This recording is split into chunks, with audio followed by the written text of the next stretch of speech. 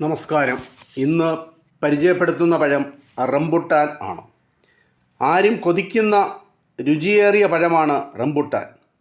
പഴുത്ത റംബുട്ടാൻ കടും ചുമപ്പ്, മഞ്ഞ എന്നീ നിറങ്ങളിലാണ് കാണപ്പെടുന്നത്. ആ പഴത്തിൻ്റെ ശരീരം നിറയെ കൊച്ചു രോമങ്ങളുള്ള ഒരു പഴമാണ് റംബുട്ടാൻ. കേരളത്തിൽ ഈ പഴത്തിന് നല്ല പ്രചാരമുണ്ട്. സാപ്പിൻ ഡേസി എന്ന കുടുംബത്തിൽപ്പെട്ട പഴമാണ് റംബുട്ടാൻ. റംബുട്ടാൻ എന്ന പഴത്തിൻ്റെ ജന്മദേശം മലേഷ്യയാണ്.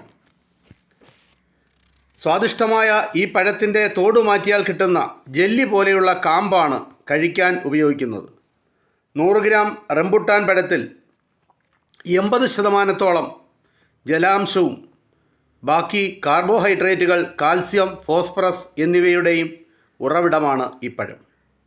ദഹനശേഷി കൂട്ടാനും പനി, വയറിലെ അസുഖങ്ങൾ എന്നിവയ്ക്കുള്ള ഔഷധമായും മലേഷ്യക്കാർ റംബുട്ടാൻ പഴം ഉപയോഗിക്കുന്നു. ഇതിൻ്റെ ഇല നെറ്റിയിൽ അരച്ചിടുമ്പോൾ തലവേദന മാറിക്കിട്ടും. തലവേദനയ്ക്ക് ഉത്തമ ഔഷധമാണ്.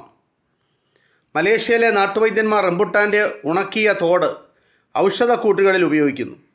റംബുട്ടാൻ കുരുവിൽ നിന്ന് വേർതിരിച്ചെടുക്കുന്ന കൊഴുപ്പ് സോപ്പ്, മെഴുകുതിരി എന്നിവയുടെ നിർമ്മാണത്തിന് ഉപയോഗിക്കുന്നു. ജൂലൈ മുതൽ ഒക്ടോബർ വരെയുള്ള കാലമാണ് കേരളത്തിൽ റംബുട്ടാൻ്റെ വിളവെടുപ്പ് കാലം.